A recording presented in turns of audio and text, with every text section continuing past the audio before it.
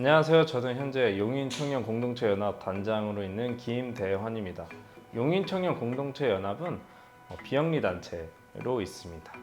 그리고 현재 G1934라는 경기도 남부권에 있는 연대체를 구성하고 있습니다.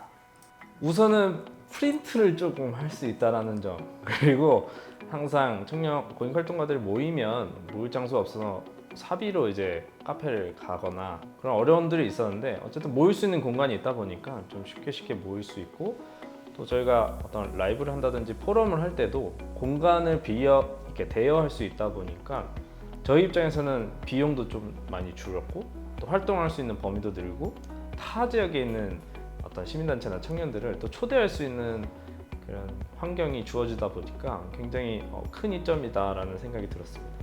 그 전까지는 이제 주로 서울에서 그리고 창업 활동을 주로 하다가 지역에서 좀 활동을 하고 싶다라는 게, 왜 나는 용인에 사는데 용인에서 하지 못하고 내가 항상 2시간씩 걸려서 교통수단을 이용해서 서울에서 와서 활동을 할까라는 생각을 하면서 지역에서 좀 했으면 좋겠다라는 생각으로 2018년도에 처음 왔고요. 그래서 사회적 경제 지원센터에 도움을 받아서 이제 첫 창업을 도전을 하게 됐고, 사회적 경제 안에서 활동을 하면서 지역에 있는 숨어있는 청년들을 좀 만날 수 있는 기회가 됐던 것 같습니다. 지금은 뭐 네트워크도 하고 있고 다양한 걸 하고 있지만, 시작점은 저도 혼자서 맨땅에 헤딩하듯이 시작을 했었고, 그 결과 사실 서울에서 저에게 서울을 떠나기 전에 했던 말이 2년이 있으면 다시 서울로 올 거다라는 말을 굉장히 많이 하셨거든요. 그래서 반대로 오기가 생겨서 난 서울에 가지 않을 거다 이런 마음으로 이제 지역 활동을 시작하게 됐던 것 같아요. 그래서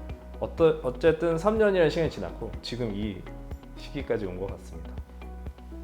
네, 목표점으로 2년을 잡았을 때 이제 성공을 했는데, 그 다음에 이제 목표를 잡았을 때는 이제 어떤 넥스트 목표를 뭘로 할까는 사실 아직 고민 중에 있고, 지금은 이제 청년들을 이제 찾고 있는 작업들을 하고 있어요. 그래서 공동체 연합으로 또 G1934 이름으로 해서 청년들을 규합하는 연대하고, 또 공익활동 지원센터나 이런 데로부터 해가지고 포럼을 할 수 있는 또 프로그램들도 진행을 하고 있고, 그걸 통해서 또 다양한 청년들이 또 유입이 되고 있거든요. 그래서 제 두 번째 목표는 청년 100명 만들기가 이제 저의 두 번째 목표입니다.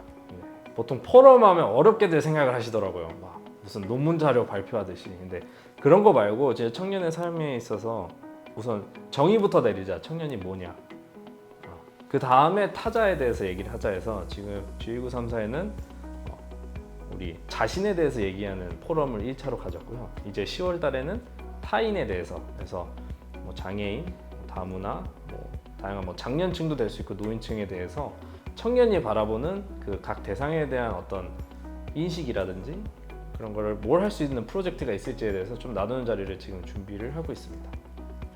우선은 100명을 모으기 위해서 어떤 플랜이 필요할까 생각했을 때, 우선 지역에서 생활을 굉장히 활동을 많이 해야 되더라고요. 그래서 현재 저는 느티나무 도서관이라는 이제 운영위에도 들어가서 이제 거기서도 청년들을 만나고, 동백에 마을 공동체가 있습니다. 거기서 이제 근무하면서 청년들도 만나고 있고, 또 제가 청년 네트워크를 또 운영위로 이제 있으면서 청년 네트워크 안에서 만나는 청년들 지금 한 90명 정도 있거든요. 그분들을 또 만나서 또 어떤 활동이 있는지 얘기하고 있고, 또 보정역 생활문화센터라고 해서 또 문화기획자 매개자분들이 있는 또 공간이 있어요. 거기서 활동하면서 이제 문화적인 분들, 그리고 이런 공간에 와서는 창업하시는 분들 좀 이렇게 네트워킹하면서 어쨌든 100명을 모아보자.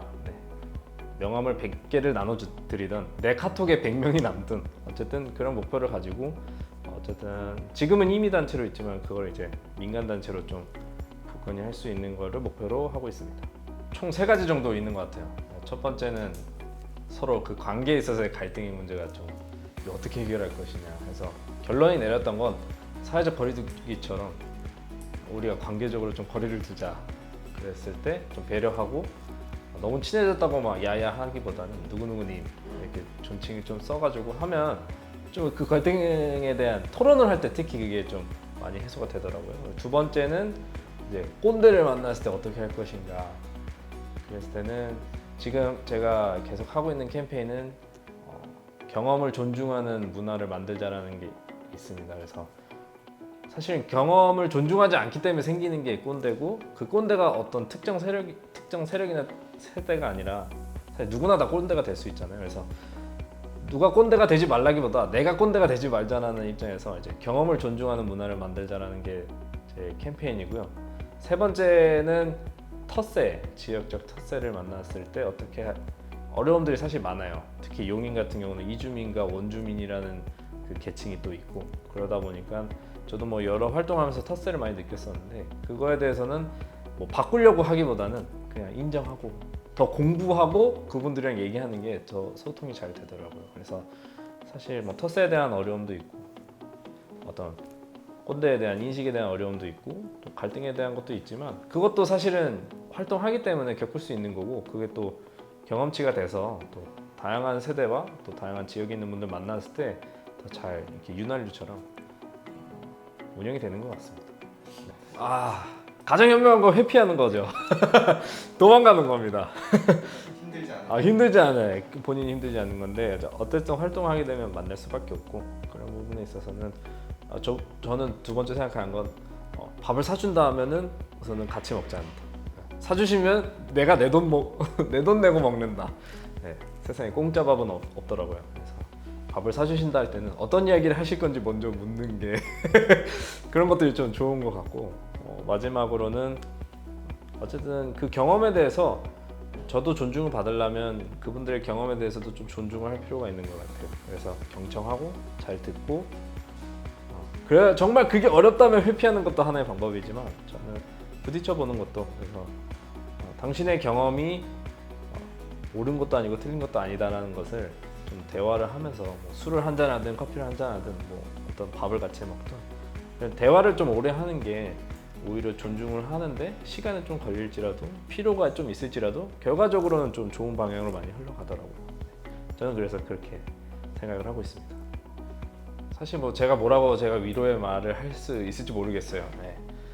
그러나 한 가지 좀 희망하고 싶은 거는 커뮤니티가 좀 활성화됐으면 좋겠어요.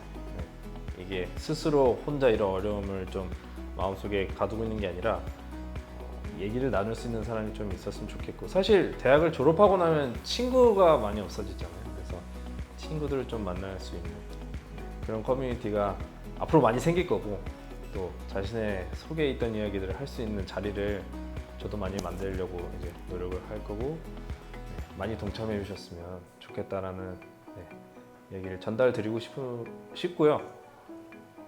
위로라고 하면 제가 할 수 있는 건 파이팅! 이거밖에 없는 것 같습니다. 네.